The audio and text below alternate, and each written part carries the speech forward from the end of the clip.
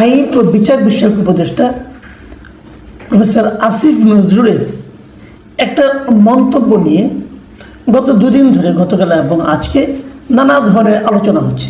শেখ হাসিনা ও তার সরকার যে জঘন্য অপরাধ করে গেছে, এমন অপরাধ ৭১-এ মুক্তিযুদ্ধের সময়ও সংঘটিত হয়নি।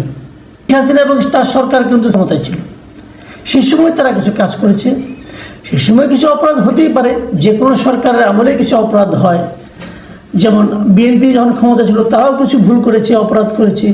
এখন যারা ক্ষমতায় আছেন তারাও নানা রকম অপরাধের সঙ্গে জড়িয়ে পড়ছেন বলে আমি মনে করি। অপরাধের একটা অপরাধ হতে দেওয়াও কিন্তু সরকারের জন্য একটা অপরাধ, কিন্তু তার সঙ্গে মুক্তিযুদ্ধের সময় সংঘটিত অপরাধের তুলনা করতে যাওয়া কেন?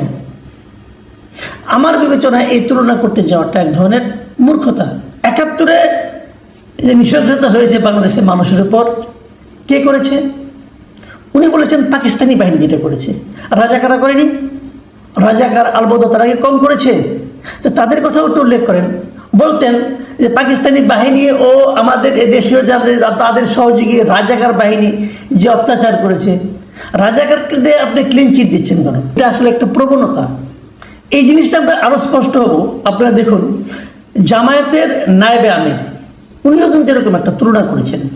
সেই তুলনাটা কি করেছেন? উনি বলেছেন সোহরাওয়ার্দী উদ্যান সৃষ্টির পর থেকে আজ পর্যন্ত এত বড় সমাবেশ এই মাঠে আর কোনোদিন হয়নি। এবং তখন উনি ৭ই মার্চের কথা বলেছেন যে ইতিহাসের অনেক বড় সমাবেশ হয়েছিল ৭ই মার্চে, কিন্তু ৭ই মার্চ সেই সময়েও সোহরাওয়ার্দী উদ্যান টইটুম্বুর হয়ে ভরে ওঠেনি। অন্যকে ছোট করে নিজে বড় হওয়া যায় না। ৭১-কে ছোট করে জুলাইকে বড় করতে গেলে জুলাই একসময় হারাই যাবে। আপনি যে ঘটনার সুবিধাভোগী, আপনি তো সেই ঘটনাকেই বড় করে দেখবেন, এটা তো স্বাভাবিক।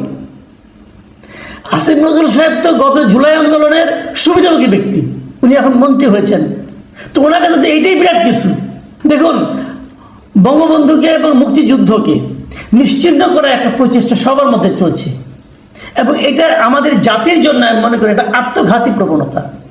ভাই, তার সঙ্গে আপনি কাজ তুলনা করেন কেন? তুলনা করেন এই তুলনায় যে নিজেকে আর হাস্যকর বানায়েন না, কি দরকার? আপনি জুলাইয়ের মাহাত্ম্য বর্ণনা করেন, কোনো সমস্যা নাই। ৭১-এর মাহাত্ম্য প্রয়োজন বোধে সেখানেও বর্ণিত হবে, কিন্তু তুলনা করতে যাওয়াটা মূর্খতা। প্লিজ, এই জায়গা থেকে যারা জুলাই নিয়ে কথা বলছেন তারা সতর্ক থাকবেন, তাহলে এই জুলাইকে কিন্তু আরো উন্নত, আরো মহিমান্বিত করতে পারবেন।